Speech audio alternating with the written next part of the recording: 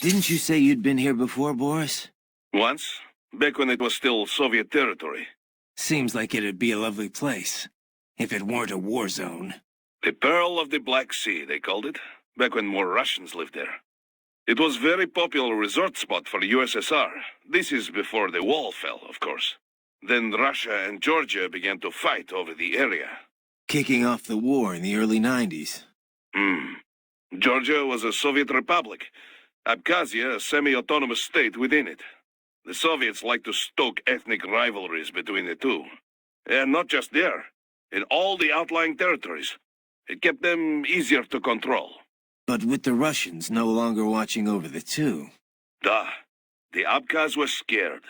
They knew an independent Georgia would swallow their nation sooner or later. So they took advantage of a Georgian military coup to declare their own independence in '92.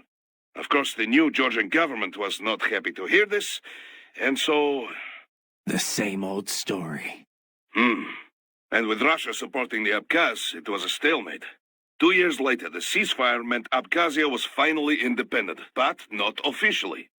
They still are not formally recognized by Georgia, or most of the international community.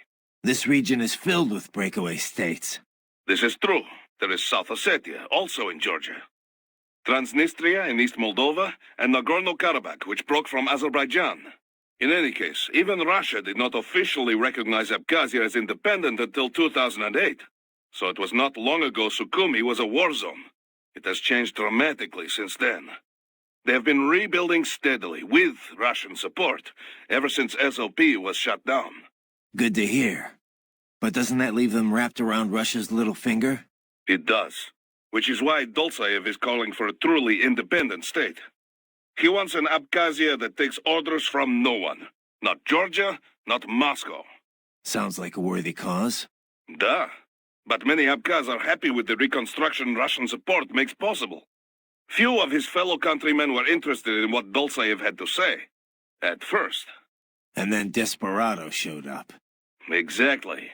They brought the sad ending to this little history lesson. It is no wonder so many people mistrust PMCs, eh? I suppose not. Boris, do we have anything else on Dolcev? Any more on his background? Very little confirmed intel, but it seems he is a former Chechen insurgent. He claims he was part of the Chechen National Congress when they declared independence in '91. This was just after the famous coup attempt in Moscow in August. Things were not stable. Gorbachev lost his political power. It was Yeltsin who signed the Belavezha Accords. Right. It created the Commonwealth of Independent States. All republics that made up the USSR became independent. The problem is, Chechnya was never a true republic. It was an autonomous state, but still part of the Russian Republic. Like how Abkhazia was an autonomous state within the Georgian Republic. Duh. The same kind of sad story. Russia does not recognize Chechnya as independent. They send troops and the fighting begins. It is said 250,000 Chechens were killed over the 2 wars that followed. 1/4 the entire population. The Chechens were forced to give in, and the war officially ended. But the rebels kept on fighting. Insurgents fled into Caucasus Mountains, formed several factions. They waged guerrilla war on Russia ever since. We think Dolcev is the leader of just such a rebel group. Sounds like Russia bears some of the blame for radicalizing him and his men. I love my homeland, but she is not perfect. What nation is? Just remember, this could all be smoke. We cannot even confirm Dolcev is truly ethnic Chechen. Say he is, though. What would he be after here in Abkhazia? Some Chechen militants volunteered to fight for the Abkhaz in their war in the early '90s. But when Russia recognized Abkhazia to keep Georgia in check, they also began funding recovery. Which the Dolcev crowd see as a play to gain influence. But wasn't the Chechen recovery funded by Russia? Duh. And many rebels believe this is why their people gave up on independence. Perhaps this is exactly why Dolcev is here, to alert the people before it can happen again. But if the Abkhaz people are not interested in fighting, his plan could backfire. So in a way, it's Russian policy that brought him here. He thinks he's fighting to make these people free. Whatever his motives, No one elected him, and no one gave him a permit for murder. Now that he is allied with Desperado, he is too dangerous to ignore. Hey, Courtney, have you ever tried Abkhazian cuisine? Georgian, yes, but, I don't really know much about Abkhazia, so it'd be nice to try it, though, since we're this close and all. Huh. Even you haven't tried it? Now I'm really curious. What do you mean, even me? Well, before we head to any new country, you always hit up local spots that serve their cuisine, right? You know, your little research trips. Oh, come on. Not always. I just think it's interesting to compare local interpretations of ethnic food to the real thing. Plus, it's a great way to get familiar with a big part of any nation's culture. That's all. Okay. But no time for research this time around, huh? Well, like I said, I've had Georgian food before. And most of the Eastern Bloc sees Abkhazia as just another part of Georgia. But yeah, really tasty.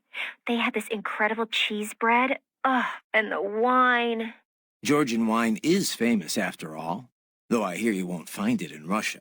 They say most Abkhazian cuisine is closer to Turkish food than what you'll find in the rest of Georgia. Apparently only their wine resembles what they serve in Georgia. So Mistral's from Algeria. Have you ever been? No. You? Once, for a consulting job. Pretty short trip, though. I hear it's pretty safe there now, compared to how things were at the start of this decade. Yeah, I was able to slip a little sightseeing in. Pretty nice spot for a vacation. Kind of hot, though. 80% of it's the Saharan desert, and wow, it was just like you'd imagine. So much sand. You could easily imagine camel caravans trekking beneath the early evening moon. It was like something from another world. Yeah? I thought only a sixth of the Sahara was sandy like that. The French carried out a bunch of nuclear tests there too, I remember. But once you reach the Mediterranean coast, it's a totally different place. All these white-walled buildings framed against intense blue sea. It's a really stark contrast. Were you in Algiers? I know that the capital looks a lot like that. Yep. The local cuisine's totally French-influenced. I'll never forget this one lunch near my hotel. A baguette sandwich and a café au lait. Simple and simply unforgettable. Oh, there were a bunch of sweet shops in town, too. High-quality European candy, but so cheap. Sounds like you ate your way across the country. Well, food's an important part of local culture, you know. Oh, and speaking of which, the seafood. I didn't expect to see Mediterranean fish in African cuisine, but it was also fresh and flavorful. They'd fry up small fish whole, then drizzle them with lemon juice. I could have eaten that all day. Sounds like a lot of calories. I tried to stay active, you know. Hey, did you know my visual analyzers can tell me how much someone weighs? Yeah, I'll have to talk with Doc about disabling that one.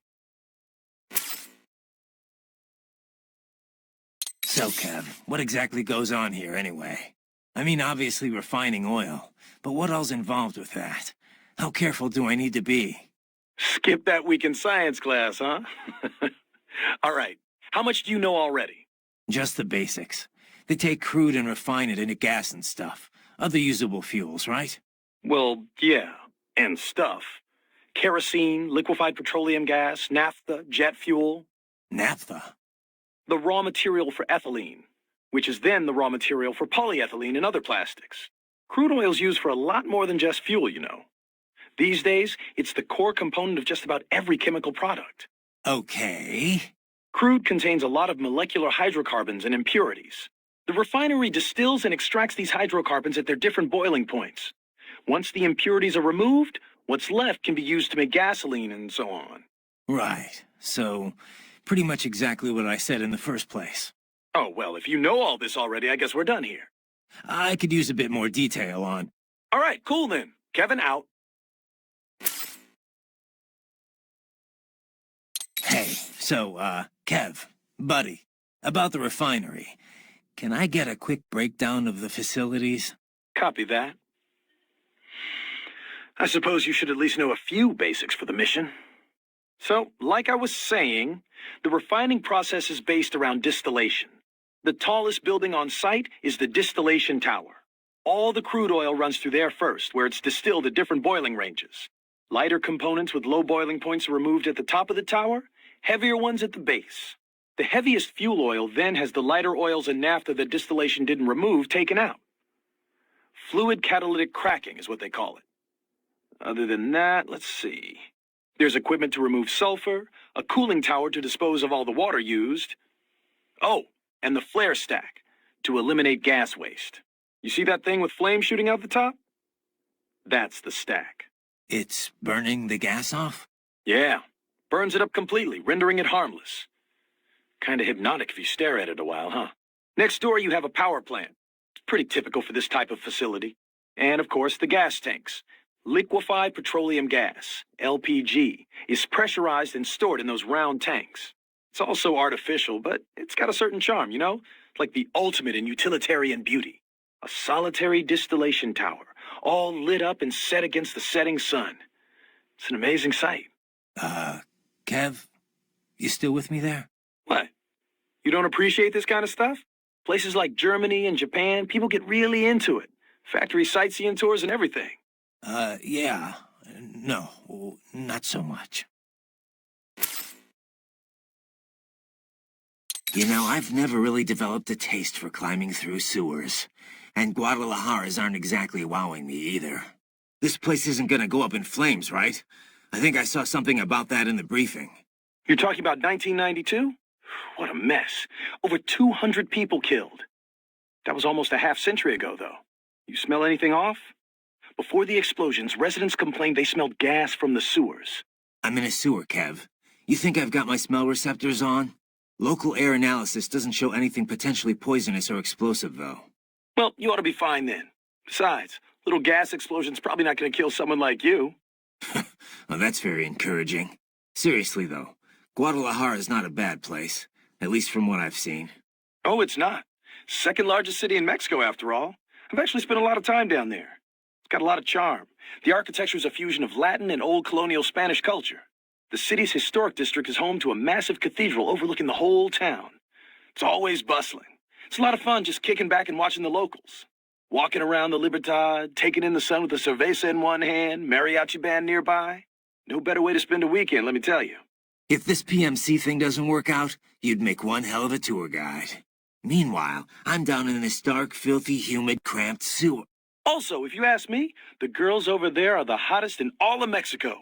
You wouldn't believe some of the chicas I've chatted up. On the street, in the shopping malls, at the bars. Sounds like better company than a robo-wolf and a bunch of plague-ridden mice. Well, hang in there. I'll buy you a shot of tequila after we wrap this up. The city of tequila's not far, actually. That's where it originated. I'll take you up on that. Now let's get this over with.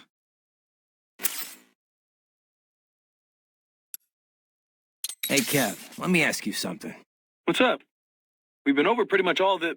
No. Those girls in Guadalajara, you never told me what happened. Jeez, man, we're in the middle of a mission here. So they used you for free drinks and then took off, I take it, huh? Well, they weren't really my type. I'm more of an intellectual, you know? I don't go for just any random girl at a bar. Looks are one thing, but I need someone I can talk to. Someone fun but clever with a good sense of humor. Yeah, that's what I thought. Look, Kev, you're in your 30s now. It's time to stop holding out for Lil Miss Perfect. You just need to find someone nice. You know, settle down, start a family. Okay, Mom. Okay. Laugh all you want, Kev, but having kids will change your life. I can't see him all the time with work and all. But whenever I'm back home, he's always so excited to see me. When I see that, I feel like, you know, I want to do whatever I can to keep him happy. Sure, I hear you. But look, man, I was just having some fun in Mexico. Wasn't seriously searching for a wife or anything. I know, but separate from that, I just think you've gotten too damn picky. I can understand trying to find the ideal woman when you're young, but you know what? It's those little imperfections, those idiosyncrasies that keep things interesting in the long run. You come to appreciate that kind of stuff in a lifetime relationship. Idiosyncrasies, huh? Like if she snores or she talks loud during movies? Well, not if she talks during movies. A man's got to have some standards. By the way, Raiden, have you ever eaten nopalitos? They're typically called nopales. Huh. Oh, like that street vendor was selling. Nope. No pales. Well, that's too bad. You really ought to try some while you're in the area. Yeah, but it's from a cactus, right? Doesn't it taste all thin and watery? Not at all. It's kind of like the flesh of aloe vera leaves or the seaweed used in Japanese cooking. It's got this really soft but crunchy texture, and it's really versatile. You can eat nopales as is in a salad, saute them, stir-fry them with steak, put them in tacos. You can even toss them in a blender to make some juice. I had no idea. Tell me about it. I got hooked after Boris took me to this one Mexican restaurant. After that, I just had to learn more about them. Ooh, for example, they're really low in calories. They also have lots of soluble and insoluble fiber, which not only promotes digestion, but is great for maintaining healthy cholesterol and blood pressure levels. It's even thought to help prevent intestinal cancer. It's packed with healthy stuff too, like vitamins B and C, potassium, and iron. Okay, I get it. It's good for you. So how does it taste? Huh? I just told you. Never mind. Probably can't capture any food down here anyway. Not that I'd need to. My muscles run on fuel cells, and I've got enough blood sugar to keep my brain running for another week. Well, you can still eat though, right? Yep. So, how about we all go out for Mexican once you're done? Food's a lot more than just an energy supply, you know? It's meant to be enjoyed. With that, I agree. Say, Raiden, where'd you get that hat you were wearing? The sombrero? Well, picked it up at a souvenir store here. I guess I just kind of like the design. Also, when you're on a scout mission, it's vital that you use the local attire to blend into the background. Yeah. I think it looked pretty good on you. You looked like some kind of mariachi singer. Oh, you think so? Yep. Only that's kind of a problem too. How so? Well, I mean, that sombrero really is meant to be part of a mariachi costume. Mexicans don't wear hats like that normally. Come on. The guy at the shop told me I'd look just like a local. Yeah, a local tourist, maybe. Look, you might see a lot of Mexican men wearing sombreros during their daily routines, but, nothing like that. They'd go for something a lot more simple and compact. Something not all that different from cowboy hats in the Old West. Are you sure? I don't know if it's true or not, but I have heard one theory about the modern cowboy hat. They say it's based on the sombreros the original Western settlers brought from Mexico. Of course, cowboy hats come in all shapes and sizes, so you can't really say a specific one's the cowboy hat. Huh. Well, now I know why the locals were so eager to get a look at me. That wasn't the hat. That kid said he's from Guyana. That's on the Caribbean side of South America, right? Know anything about it? A little, though I'm more of an expert on Africa than the Americas. To be exact, Guyana's sandwiched between Venezuela and Suriname, with Brazil on its southern border. Of course, the Venezuelan border is sheer rainforest. There aren't even any roads through it. You have to cross the Guyana Shield to get to Brazil, too. So it's pretty isolated from the rest of the continent. Most inland connections run through Suriname, opposite of Venezuela. Beyond Suriname is French Guyana. The three countries are referred to as the Guyanas, and the entire region's got its own unique culture sphere. The Guyanas? I've heard the name, but I don't really know it at all. Same here. I do know the region's a lot smaller than Brazil, or even Venezuela for that matter. As you know, most South American countries have Spanish as their official language. Brazil uses Portuguese. Guyana, though, uses English. Suriname uses Dutch, and French Guyana uses French, naturally. A kind of divide-and-conquer approach to colonialism, huh? Yeah. They're all independent now except French Guyana, though. Sort of like what you see in Africa. I did some research after you met George. Culturally, at least, Guyana's more Caribbean than South American. Yeah? He looked a little Asian to me. There's a lot of immigrants from India living there. They were both British colonies, after all. It's a lot more influence from the UK than India, though. I mean, look at George's name, after all. An English-speaking South American of Indian background. Everything good over there, Raiden? You, don't seem like you're in much of a hurry. Give me some time. I've got a lot of intel to gather. Speaking of which, I'd better get going. Riding out. You know much about Guyana, Courtney? Not really. I know the name, but don't ask me anything about what it's like. You mean you haven't even tried the food? Nope. No research trips this time. Besides, who knew we'd be running into any Guyanese here? I'm looking now, though. Looks like a lot of their diet is seafood. It's a small coastal nation, so it's probably easy to get fresh fish across the whole country. A lot of their dishes use Indian spices. That's where a lot of their immigrants come from. Fish with curry, huh? Sounds tasty. But maybe you could finish reading all about the food there after the mission. Huh? Oh, it just, came up while I was reading up on Guyana in general. Right. Well, let me know if you find anything actually useful. It just popped up in the search results, I swear. Right, how's the mechs? No headaches or anything? No? Why do you ask? You're in a high-altitude zone, remember? Oh, right.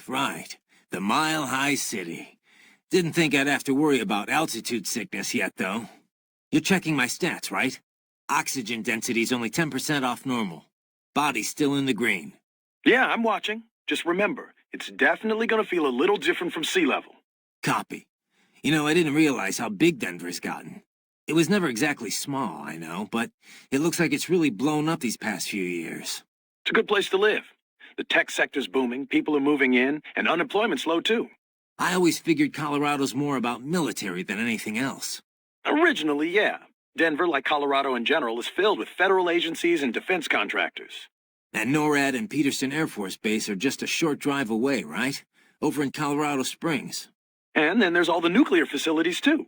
Right. I remember hearing about the Rocky Flats plant.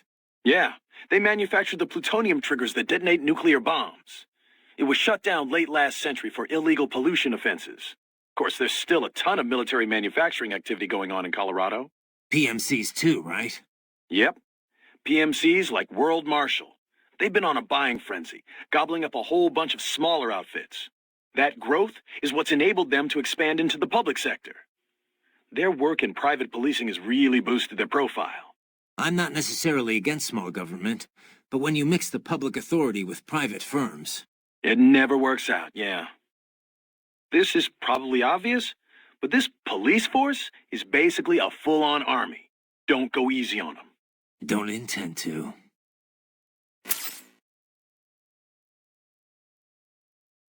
Ever eaten Cambodian, Courtney? What? That's a little random. Apparently that's where Monsoon's from, originally. Just trying to cover all the bases. Not sure how this could be important, but... Well, the two Cambodian dishes I know best are amok and something called pong ti con. Amok is fish covered in coconut milk and other flavorings and wrapped in banana leaves. I had it once. It's really exotic, both in looks and taste. Definitely recommended, if you like fish. And the other? Pong ti con? It's also known as balut in some countries. It's pretty popular in Vietnam and the Philippines, too.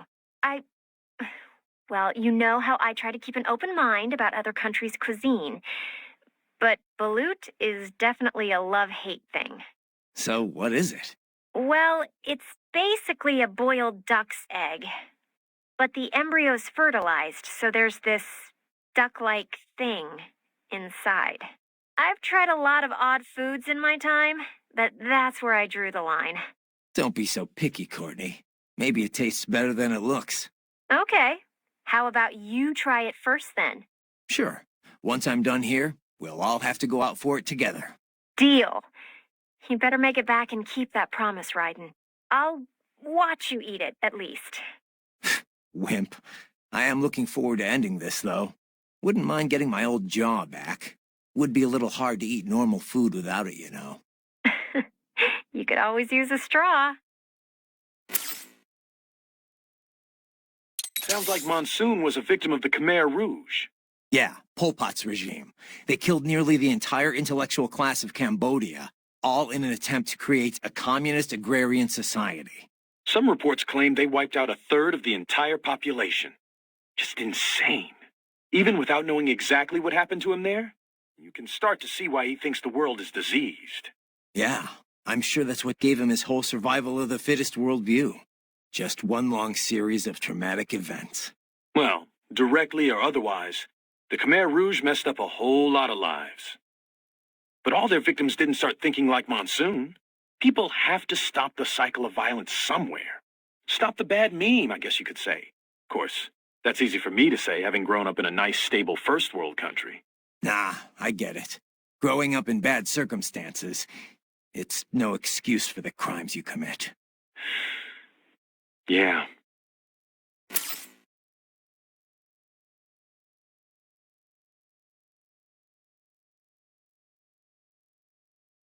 If you ask me, no Japanese garden's complete without cherry blossoms. I hear a lot of towns in Japan are full of cherry blossoms in the springtime. They have picnics under them, drink sake and stuff. Sounds like a lot of fun, right? Food culture is about a lot more than just what you eat, you know. Hey, how about we all go to Japan for cherry blossom season? You know, once you're done there. Sounds good to me. Once I'm done. You know, I visited a garden like that once, in Japan. The Kairakuen, in a city called Mito. Really nice. Taxi ride there was murder, though. I figured the cabbie wouldn't be able to speak English, so I gave him a map, but he still got totally lost. I think he probably got confused because the map was in English. I didn't think that'd be a problem, since it's not like the place names are any different. But apparently, the guy couldn't even read the English alphabet.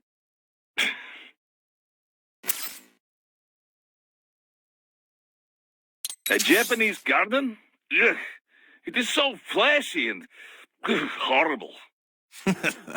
Not a fan, Boris? Well, to each his own, I guess.